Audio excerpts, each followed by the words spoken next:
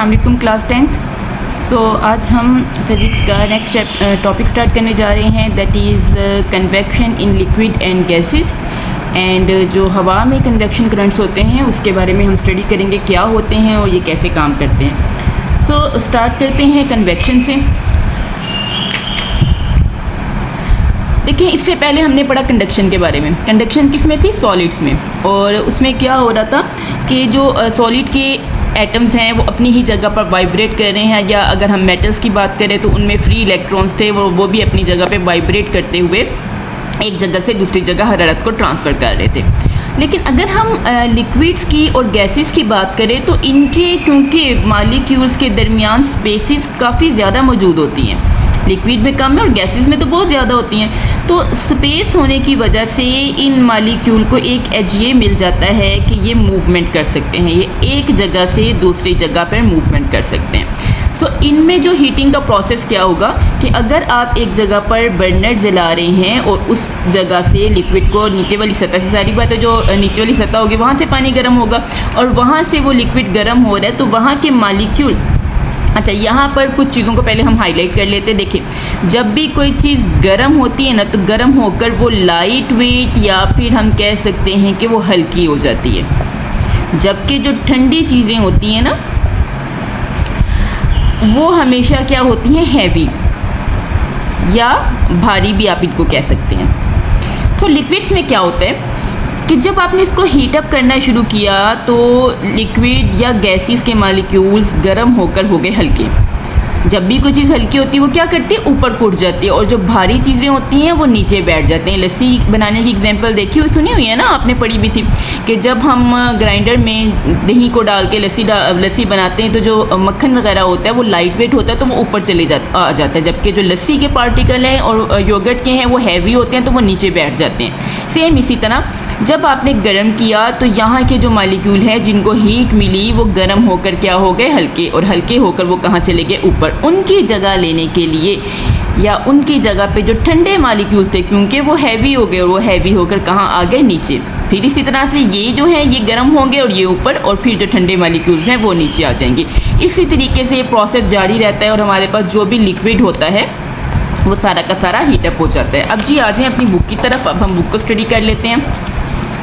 यहाँ पे स्टूडेंट्स आपने क्वेश्चन बना लेने हैं, पेपर में किसी तरह भी क्वेश्चन आ सकता है, तो हमने जब स्टडी करनी है तो हमने उसको पेपर के पॉइंट ऑफ व्यू से भी करनी है। यहाँ पर हम कहेंगे कि मायात और गैसों में कन्वेक्शन, ये आपका पॉइंट बना हुआ है, इसके आगे आपने लिखना है मायात और गैसों में कन्वेक्शन का अमल कैसे वकूअ पज़ीर होता है। और इंग्लिश मीडियम वाले लिखेंगे how the process of convention in liquid and gases अकर।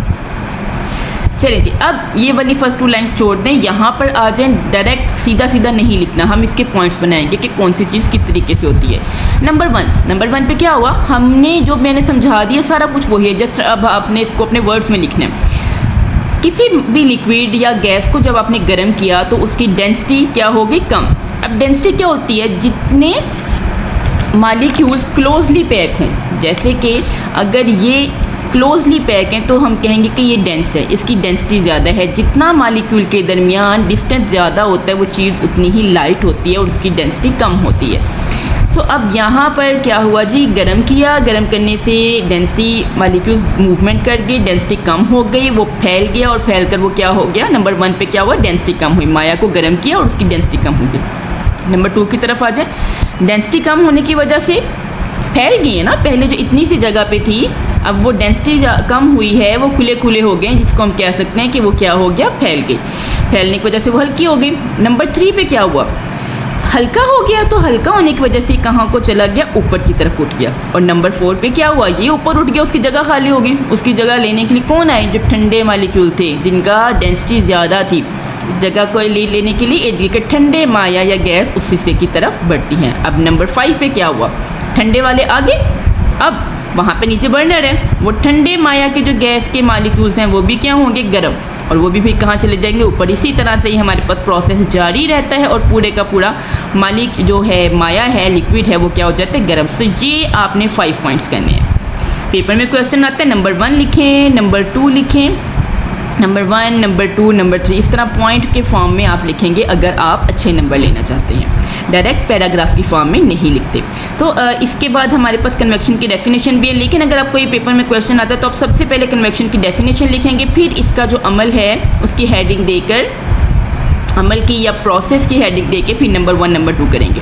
तो कन्वेक्शन क्या है? कन्वेक्शन इंतकाल थर्मल एनर्जी यानी कि हीट को मुंतकिल करने का वो अमल है जिसमें हरारत मालिक्यूल्स की हकीकी हरकत के ज़रिए गर्म हिस्से से कहाँ को जाती है? ठंडे। असल में मालिक्यूल मूव कर रहे हैं, हल्के होकर ऊपर को जा रहे हैं और ठंडे वाले नीचे को आ रहे हैं, तो हकीकी मूवमेंट है ना, तो इस वजह से ये क्या हो रहा है? गर्म। अब इसके लिए हमारे पास एक एग्जाम्पल भी है। पेपर में हमसे पूछा जा सकता है कि माया में कन्वेक्शन को जाहिर करें किसी तजर्बे की मदद से या किसी मिसाल की मदद से।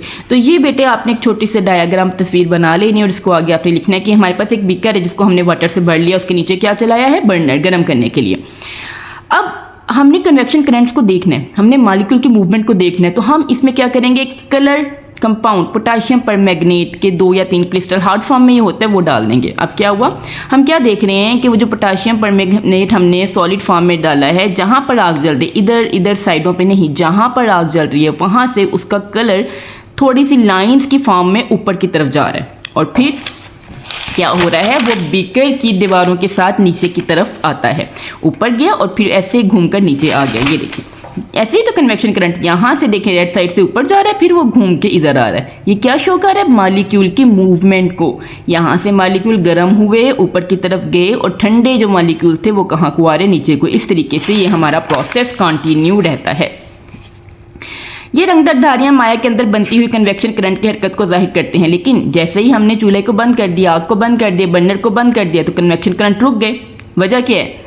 कि बीकर के नीचे मौजूद पानी गर्म होकर फैल रहा था ना, फैलकर हल्का होकर ऊपर, लेकिन जब ऊपर का ठंडा वाला नीचे आ गया, तो जब हमने उसको बर्नर को बंद कर दिया, तो अब वो जो मॉलिक्यूल्स की मूवमेंट थी वो गर्म होना बंद हो गए, तो उनकी मूवमेंट भी क्या हो जाएगी? रुक जाएगी।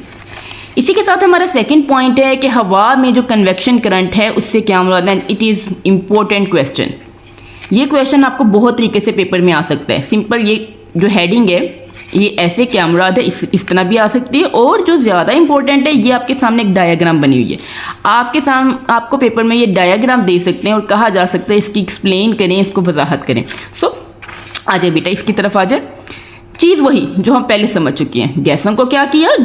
गरम करके वो क्या हुई? फैली, और इस तरह फ़ज़ा के मुख्तलिफ हिस्सों में हवा की डेंसिटी का फ़र्क आ गया। जहाँ पर हवा गर्म है डेंसिटी कम है, जबकि जहाँ पर हरारत कम है, गर्मी कम है, वहाँ की जो हवा है वो ठंडी है और उसकी डेंसिटी क्या होगी? ज़्यादा। तो इसी जो डेंसिटी के फ़र्क है यही हमारे पास कन्वेक्शन करंट्स को। कन्वेक्शन करंट बेसिकली क्या है? जो हवा की मूवमेंट है, गर्म और ठंडी हवा की मूवमेंट है, उसको हम कन्वेक्शन करंट कहते हैं। अब इसको हमने तजर्बे से साबित करना है। इसको आप लिखेंगे, तजर्बे की हेडिंग भी दे सकते हैं, या मिसाल की हेडिंग भी दे सकते हैं, या वजाहत की हेडिंग भी दे सकते हैं। करना उसी तरह से पॉइंट्स में। और यहाँ पर एक क्वेश्चन भी दिया है, ये आपको सेम क्वेश्चन भी आ सकता है कि हवा में कन्वेक्शन करंट के अमल की वजाहत करें। सो इसके लिए हम करेंगे, यहाँ से नंबर 1 पॉइंट देना शुरू करेंगे कि सूरज ने ज़मीन की सतह को गर्म किया। गर्म करने की वजह से ज़मीन के करीब जो हवा है उसका टेम्परेचर बढ़ गया, इंक्रीज़ हो गया। नंबर 3 पे क्या हुआ? ये जो गर्म हवा है ये हल्की हुई और उसकी डेंसिटी कम हो गई, और डेंसिटी कम होने की वजह से क्या हो गई? ऊपर की तरफ उठ गई। जब ये ऊपर चली गई तो उसकी जगह खाली रह गई, और उसकी जगह पे क्या हुआ? जो ठंडी हवा है वो ज़्यादा डेंसिटी होकर वो कहाँ को आ गई है? नीचे की तरफ आ गई है, जो हमने पहले किया सेम उसी तरह। जब ठंडी हवा नीचे आती है तो फिर नीचे ज़मीन गर्म है। अच्छा, ज़मीन क्यों गर्म है? सूरज की वजह से। तो ज़मीन के करीब मिट्टी है, उसकी थर्मल कंडक्टिविटी है, उन सब की वजह से दोबारा गर्म हुई और फिर ऊपर चली गई। तो ये चक्कर चलता रहता है, नीचे वाली गर्म ऊपर को गई, ऊपर से ठंडी हो गई, दोबारा नीचे को आ गई, ठंडी नीचे को आ गई, फिर ज़मीन की मिट्टी की वजह से गर्म हुई, फिर ऊपर। तो इस तरह से चक्कर बार बार चलता रहता है, और इसको हम क्या बोलते हैं? Convection currents. तो यहाँ तक आपने कन्वेक्शन करंट करना है, ये नेक्स्ट वाला करने की ज़रूरत नहीं है। ये कन्वेक्शन करंट्स के इस्तेमालात हैं, इसको हम नेक्स्ट टॉपिक में कल करेंगे।